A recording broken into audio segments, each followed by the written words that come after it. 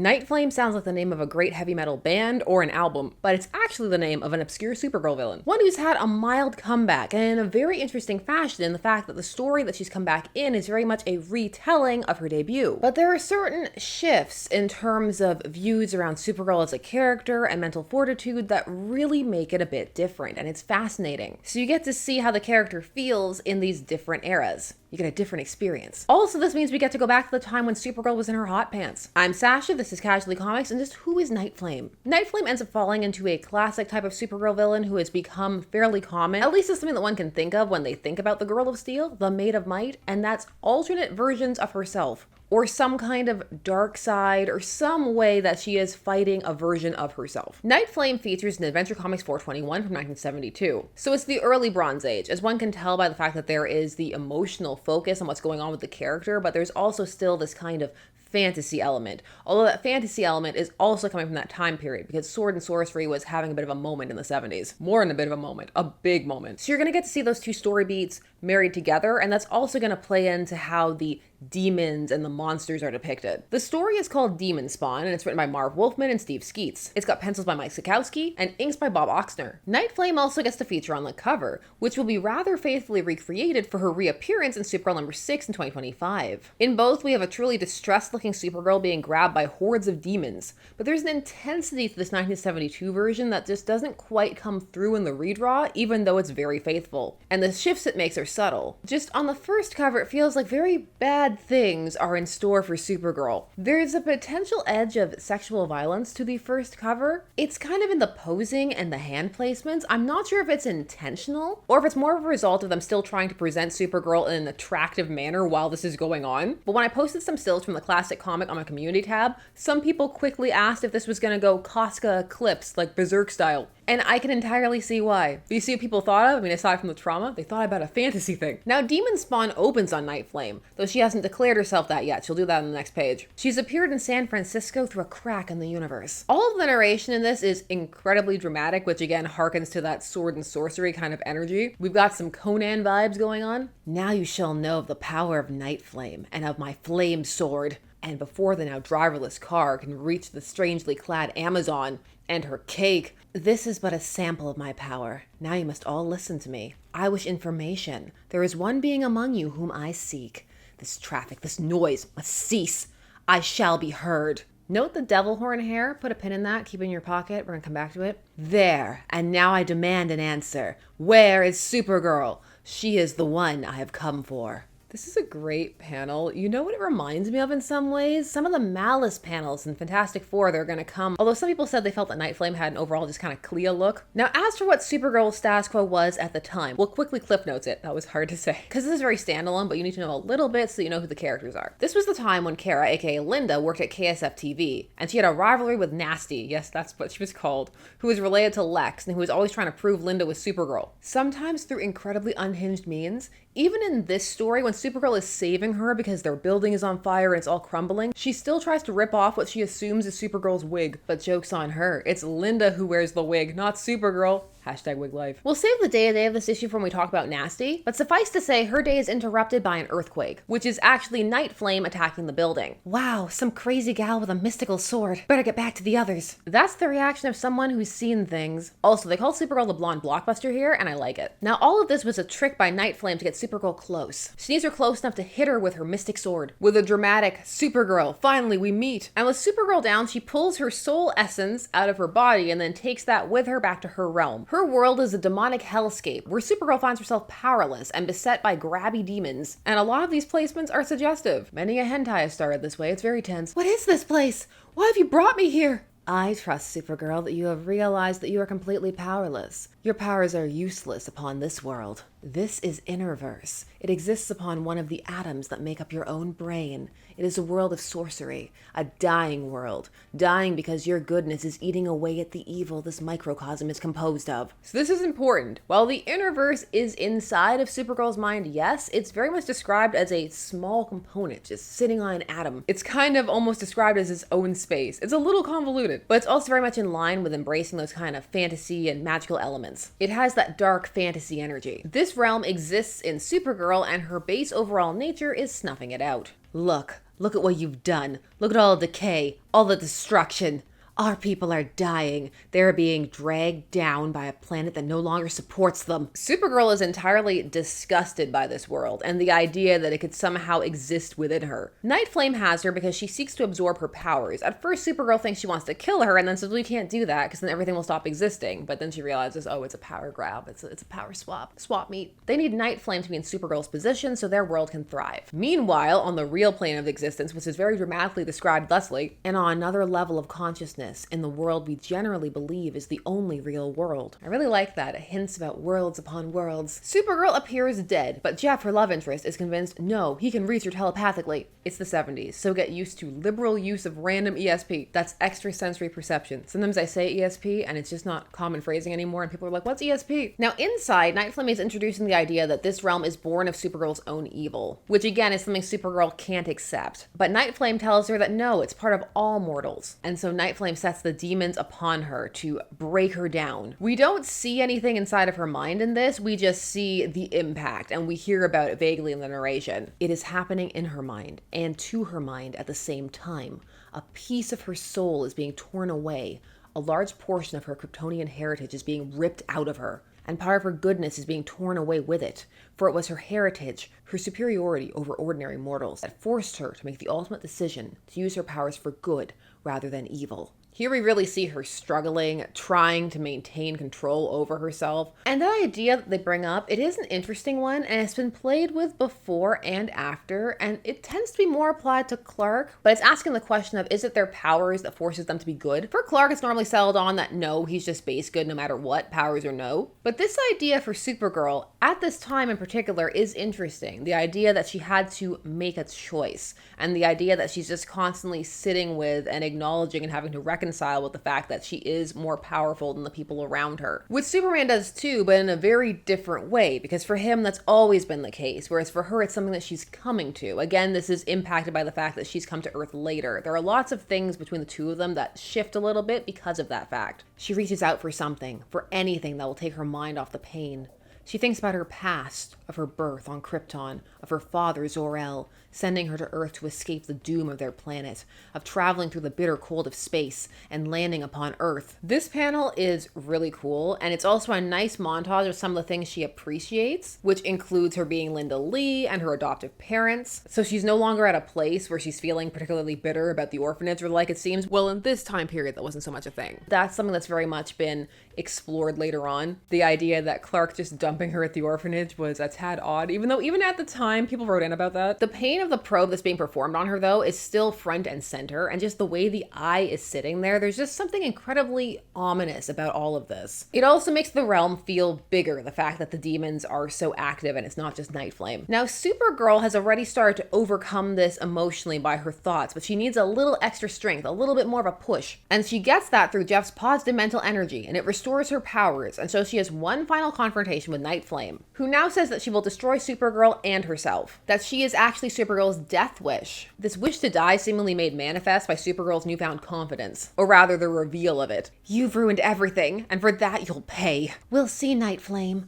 I'm a complete woman now. I feel secure, strong. Nothing can bring me down now. So as Supergirl has returned to her full power, she has mastery in this realm, and she's able to battle with her death wish, who, because she was also kind of presented as her evil self, or at least an evil manifestation in this part of her brain, in a way it could be an interesting commentary on how becoming evil would in essence kill Supergirl, but that's not explored here. It's not explored later either. It's just an interesting idea that I thought while reading this. Interesting to me. Maybe you think it's not. What does end up happening is that Supergirl defeats her death wish. She conquers it. As she says, so she can truly live outside of that self-destructive desire Nightflame can be seen to represent. She faced herself and she won. And then she goes back to the real world and kisses Jeff. No one's gonna really remember you, Jeff. I say that now. He'll be a major character in the 2025 run. This one ends with the beginning. Not for Nightflame though, because this was her one appearance pre-crisis and also post it for a long time. We don't see her again until this 2025 series. But what about this original story? Well, it has its ups and downs. It's very interesting psychologically, especially reading it from a contemporary standpoint, where the way it resolves is just not the common resolution one tends to see. It also presents some unique twists on the confronting oneself self story. Her dark self has a decent amount of layers, vengeful, jealous, but ultimately self-destructive. You're almost peeling them back as the story goes on, and most starkly, Supergirl defeats her. It's more of a Dabrowski type of approach of personal conflict, or at least that's the kind of closest one that I could think of. One where personal conflict leads to growth, because you could really loosely look at that as her having to do battle with herself as being that conflict, and then her succeeding in overcoming that. Maybe you can think of a different branch or a different way to classify it, but whatever you would call it is certainly different than the Jungian path we're about to take. We're about to go full embracing your shadow self. This adventure comic story posits that a focus on good experiences and love and support from others, in this case romantic love, can create a mindscape where the negative sides of oneself cannot thrive. This works well if one leads into the idea of Nightflame as a manifestation or remanifestation of Satan Girl, who was a dark Supergirl created after an encounter with Red Kryptonite, but at the end of that story, which we've done a full video on, she reabsorbed. Now, there's nothing explicit in this story to indicate that, but Nightflame's little Farrah Fawcetting Satan hair could be seen as a callback to Satan Girl, as could the idea that she's just been residing inside of Supergirl all this time. Now, on the con side for this story, it can be a tad confusing at points to follow exactly the way that this world has come to exist. It's not as streamlined as it could be, as we shall see. And so it may feel like some of the reveals don't flow as naturally into one another as they could, such as Nightflame first manifesting in the real world to take Supergirl's soul back to her realm, which was already inside of Supergirl's mind. One wonders why she had to leave and then come back. It's entering the mindscape, but with extra steps. Similarly, some may feel that Nightflame moves around a bit too much in her motivations, or that she's shifting rather than unveiling. The Death Wish moment does come very quickly at the end, and they don't spend a lot of time with it, even though it really does say something quite profound about Supergirl psychology. Some don't like the potential implication that it's Jeff who made her complete, as it could be read that way, which if that is the case, get ready for her to be aided by the power of love again, but this time filial love. The power of friendship. Friendship is magic. Still, this adventure comic story is a fun one, and it also is just very intense. There's something about it, particularly in the art, where it just feels like there are some heavy stakes. And those sword and sorcery kind of elements really play out in the demons and how they're portrayed, and it sticks with you. But now let's take a look at modern Nightflame, modern time of recording. This version debuts in Supergirl number 6 from 2025, with writing and art by Sophie Campbell, Rosie Camp also on art, and Tamara Bonvillain on colors. Now at the end of issue 5, Supergirl had passed out, cake, which leads us into issue 6's Demon Night. Actual nighttime, not Knights of the Round Table. You gotta specify when it's DC. You never know if we're gonna sneak in a secret Batman. Supergirl awakens in this kind of hellscape, and once there, she's beset by demons, and her strength is not fully functioning. However, despite that, she fights back and gets some hits in before they surround her. They're not quite swarming all over her the same way they were in the classic edition, but they're more crowding. They're definitely too close. They seem more like they're weighing upon her. Here, you are not Supergirl. While in my realm, you are mine. And so Supergirl is sucked further into her mind, seemingly into her imposter syndrome, and also seemingly being made to feel like her power comes from when she embraces darkness, or that that's when she has value, such as when she sees the Red Lanterns. Side note, Red Lantern Supergirl was a great arc, and long live Guy Gardner with a mustache. However, Supergirl awakens abruptly from this moment. And what a crazy dream. There we get a brief interlude with Leslie Lar, who at this point in the series has turned into the hero Luminary, or she's trying to be, which is a discussion for another time because there's a lot to explore there, particularly the balance of certain elements, namely the fantasy redemption element, which they were building up to, of being able to give anyone a second chance and work with them so that they can actually reform, pushing up against the real world element of how the object of someone's obsession who has had their life disrupted and attempts to be stolen by said person may not be the best choice for such a reformation, because it could validate and escalate that obsession, lest they end up wearing your face. There's a lot of interesting things to unpack there. But Lesla's sticking around. She's got a new costume. Now, issue 6 is taking place around Halloween, and as Lesla and Supergirl are discussing plans, she finds herself drifting, and suddenly she's being attacked by the Red Lantern version of herself. It's all real. All those terrible things you've done. You remember it all. Open your eyes and look at me. Look at yourself.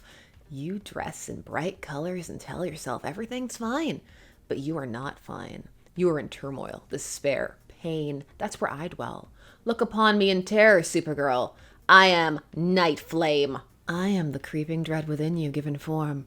I am your darkness and you are mine. We are sisters in shadow. I like it.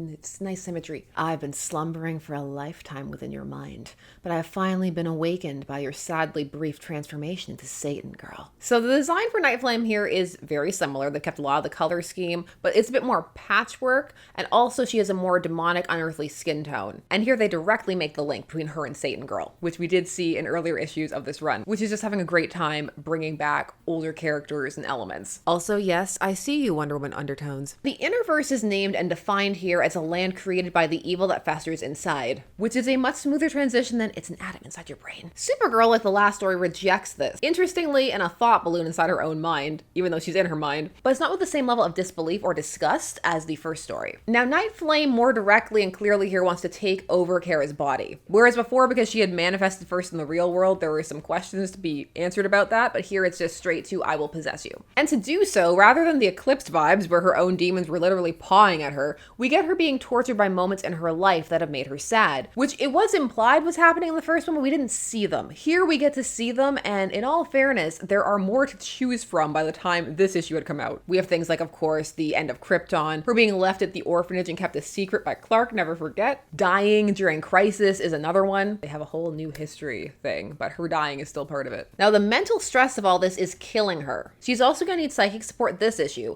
but this time it's going to be provided in an actual kind of lab setting, and we're going to get it from Luna Lustrum, who does seem to be an updated version of Wanda 5, as it has been noted online that Lustrum means 5 years. Now, Wanda 5 was Linda/Kara's roommate during the Supergirl series of the 70s, and she did have psychic abilities. And since the 2025 Supergirl run has been pulling from so many characters from those past runs, it wouldn't be surprising. And it would be nice because Wanda 5 just kind of vanished and her story never fully got wrapped up. So Supergirl is dying here, and she gets to be saved by her friends, with Luna spearheading it because she's the one with the psychic abilities, not just Jeff forcing it with his 70s mustache. Luna tries to reach into her mind, where we see that even more horrors are playing out, like her time with Darkseid and the 2000s low-rise pants he made her wear. And we see her demons starting to pile onto her, holding her down. Her friends reach out to her, and that's what it takes. That is also the catalyst. The big difference in this issue versus the past one is that she hadn't really started to fight back at this point. In fact, she had given up. Whereas in the past issue, she was already trying to fight back with her own positive memories. However, it takes that one push from her friends, and that's it. She's back to her full strength. Specifically, Leslie yelling that, "We love her. Don't wear her face, Leslie. I'm rooting for you. We're all rooting for you." I don't have time for this Nightflame. I have to go spend Halloween with my friends.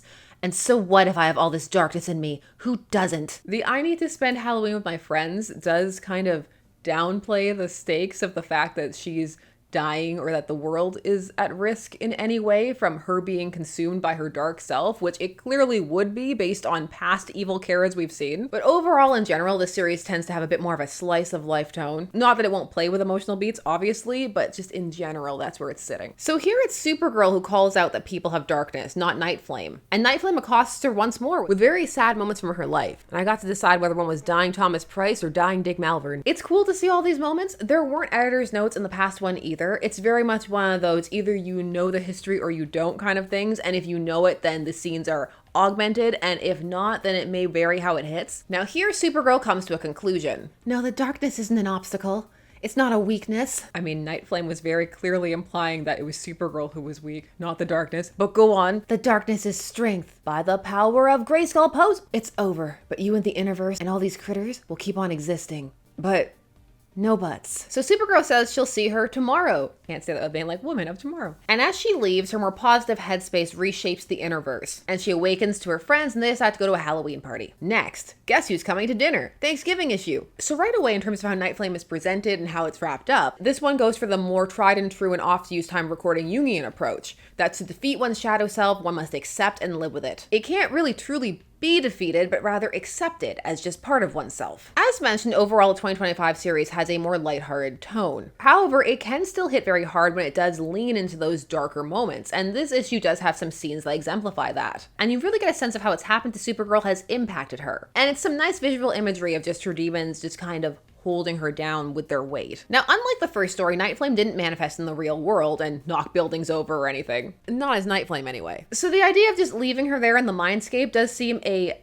tad less like a big deal than it may have in the past story. But then it does also kind of leave things feeling a tad unresolved and perhaps less dramatically triumphant than the past "we kicked her through a portal" version. Although mileage varies, and how one views dealing with trauma will impact which they find more satisfying, if either. Here it was much more clear that Nightflame had a direct ability to impact Supergirl's mental state, whereas in the past story, again, she was using her minions to do it, and they felt a bit more separate. This version does very effectively show the reasons why Supergirl would be depressed, whereas in the first we only see her positive memories. Although it must be said that in between 1972 and 2025, a lot more things have happened to Kara to pull upon. Now, it's very interesting that her friends give her strength in this, whereas originally she gets it from Jeff. The change in who's giving her the strength isn't what's interesting. What is the mental space she's in when that happens. Because she's not already starting to push back by the time her friends come to her, it makes her appear a tad more codependent in the modern version than the past one, where it feels more like he's a boost, whereas in the modern one it feels like they're the cause and she wouldn't have made it without them. Now, a lot of this may come down to how one thinks about this trope and idea and how it should play out, and also where it lands for you. The first one could be conceived as more aspirational. Could be, for some it won't. In the idea that your past and trauma can be overcome, and that while part of the journey, there can come a time when the positives outweigh the negatives to a point where it can be cast aside. But that it's also useful to have support to do so, and that really helps. Creating a mindscape where a dark side crash out is less likely. Whereas the later one may feel more relatable. Again, maybe not to all, mileage varies. The idea that traumas and sadness are always there, always to be wrestled with, either at more or less intensity depending upon what's going on, but that it can be done, and that in that battle comes the strength, in that balance of light and the dark, and that sometimes there may even be a strength in having those darker edges to call upon, but that one must accept that it will always be there. Of the two alternate evil Supergirls, one is more focused on darkness as depression and anger, the other is as dark impulses and self-destruction. These stories are so similar, but the subtle changes in them make them feel very different, and not just the fact that there are different supports or that Kara's in Midvale instead of being in San Francisco and working for the TV station. It's more so in the way that her mentality is portrayed and the way that mental fortitude and strength is portrayed. At the end of the day, both these stories end with Nightflame gone in a sense. Both, it must be noted, also have some vibes in the art. It's so fascinating to see the whole embrace your trauma versus punch your trauma in the face kind of dynamic played out like this. Issue 6 goes hard for this series, but if one is comparing it, it doesn't quite match the intensity of the 70s Adventure Comics issue. There's just something about the art in that and the way that the demons are literally pawing at her, pulling at her, and it's not just the undertones / tones / overtones potentially, it's the realism with which they're drawn. It kind of lends a visceral effect, whereas there can be a bit of not safety, but there can be a bit of a distancing that can happen when they're a tad more what some would conceive as cartoonish, which is not a negative, it's just a different style. What we do see is very well rendered, and for some it may be completely new because again, it depends when you came to comics. Some may not recognize some of these moments and see them and be like, what is that referencing? I need to go read that. And it also must be noted this isn't a competition. What's really exciting is that this story was brought forth to be re-examined through a new lens. This classic story that many may have forgotten or ignored, it got to be remixed, and this character got to come back. This series has been really fun for that, just embracing a lot of these past elements. This update does get to contextualize Supergirl within a larger framework because at this point she just has more history as a character. And so it's free to pick and choose different things, environments, side characters to go with her. So it makes this story feel like it fits more into her lore overall, whereas the original one feels more like a one-off. This one also, so many props for streamlining that Innerverse concept. In short, there's things to like and dislike about both, as with most things. And you of course can do whatever you want. You can like both, dislike both, prefer one to the other, have no strong opinions at all. Different strokes for different folks. To me, they're both satisfying in different ways. I think it's fun that they explore things a bit differently because then you're getting something different out of both of them. So you're getting value out of reading both. The classic one made me think about her psychology and what it would do for her if after all of that, Nightflame came back anyway. It was just an interesting kind of thought exercise. It could actually very nicely lead into the version of Nightflame that they have in this modern story. But all of these are just my thoughts and I want to hear yours. Please share your feelings on Nightflame. Do you also feel it sounds like a great band? What do you think of these two stories? Do you have a preferred version? Have you been reading the Supergirl? Just all your thoughts, please put them down below. While you're down there, please do all YouTube things like, share, comment, subscribe, hit the bell notification so that you never miss a vid. Thanks so much for taking some time to discuss comics with me. I always appreciate it, and I'll see you again soon. Bye-bye.